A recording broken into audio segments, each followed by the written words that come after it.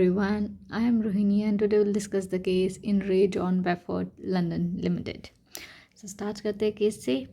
यहाँ पे जो कंपनी होती है जॉन वेफोर्ड कंपनी होती है, इट वाज ऑथराइज्ड बाय इस मेमोरेंडम ऑफ एसोसिएशन के थ्रू ये ऑथराइज्ड होती है कि ये कैरी कर सके बिजनेस ऑफ किस चीज़ का, अच्छे से कॉस्ट्यूम, गाउन, रोब, ड्रेसेस और other activities of allied nature, मतलब कि इसी सेम रिलेटेड एक्टिविटीज़ की नेचर। ठीक है, बट बाद में क्या होता है, जो डायरेक्टर होता है कंपनी का, ये डिसाइडेड करता है कि हम ना दूसरा बिजनेस करेंगे, मैन्युफैक्चरिंग ऑफ विनियर्ड पैनल। ठीक है, ये जो टोटली डिफरेंट नेचर का, समझ रहे हो, मतलब गाउन, कॉस्ट्यूम, ये अब सीधा कह रहा है कि जो विनियर्ड पैनल होते हैं उसका करेंगे हम लोग बिजनेस। ठीक है, and was admittedly ultra vires, क्योंकि जो कंपनी का तो ऑब्जेक्ट ही नहीं था। अब जब कंपनी बाद में जब जाती है कंपल्सरी लिक्विडेशन में, तो a firm of a builder who constructed a factory, a firm who supplied a veneer to the company and a firm who supplied a coke brought a action claiming their debt.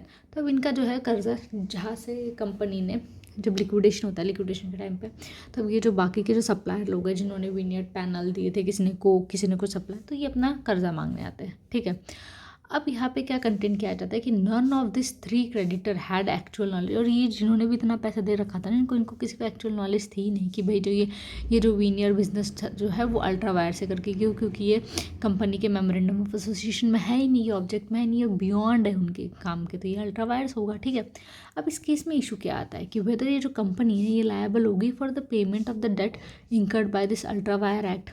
तो इस case के observation क्या थे ये देखते हैं। ठीक है, अब इन्होंने ये बोला कि जो फर्म है, they had a clear notice, ठीक है, of a business of a vineyard panel carried on by the company. अब ये जो फर्म थी, इसको एटलीस्ट ये तो पता था ना कि विनियर्ड पैनल का बिजनेस कैरी ऑन कर रहे हैं by the company, and as they had a constructive notice of all the content of memorandum of association and they had notice that a transaction was ultra vires. तो कह रहे हैं ये जो firm थी, इनको पता था कि ये विनियर्ड पैनल में बिजनेस कर रहा है। ठीक है, मेमोरेंडम ऑफ एसोसिएशन पढ़ा था इन्होंने। ठीक है, तो इन्हें सारे ट्रांजैक्शन के बारे में पता था।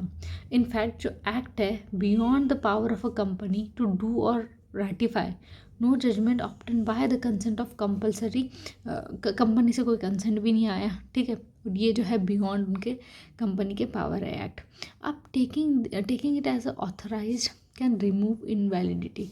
अब यहाँ जो इनकैपेसिटी है to do act involve incapacity to consent that it can be treated as a valid. मतलब यहाँ पे मान लीजिए आप जो है किसी एक्ट को लेके जो है आप नहीं बोल पा रहे कुछ, ठीक है, incapacity to do an act, आप कुछ नहीं कर पा रहे, उसमें ये भी इन्वॉल्व हो जाएगा कि आपकी इनकैपेसिटी है कि आप उस चीज़ को कंसेंट देने की।